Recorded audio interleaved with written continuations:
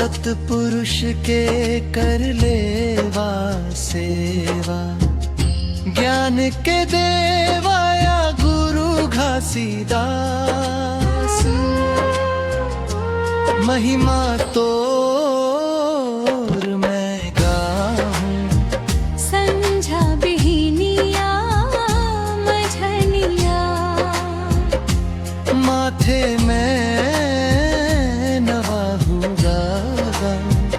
संझा बिहनिया मझनिया, सतनाम के दिया जलाएंगे, अंधियारा तारेंगे, झूठ कपट के बंद तोड़, सिखिया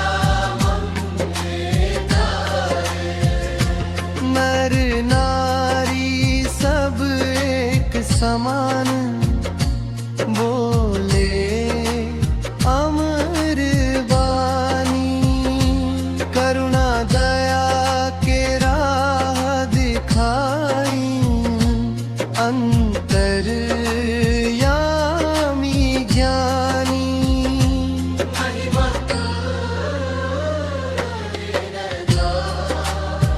संझा बिहनिया मझनिया, माथे में नवाहूँगा। संझा बिहनिया मझनिया।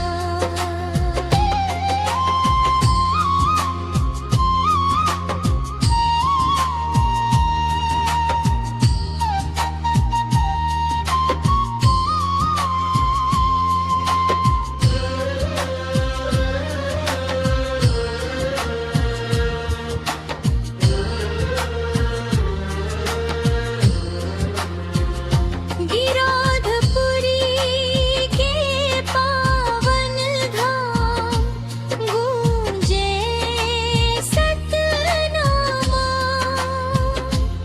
कण कण मन मसगे बाबा, तोर पवे प्रणाम। दुखिया गरीब के सहारा, साहेब अविनाशी।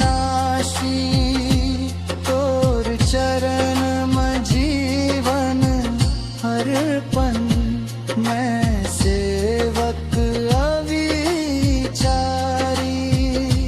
महिमा तोर मैं गाऊं, संझा बिहनिया मझनिया,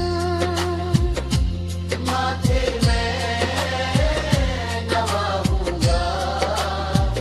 संझा बिहनिया मझनिया।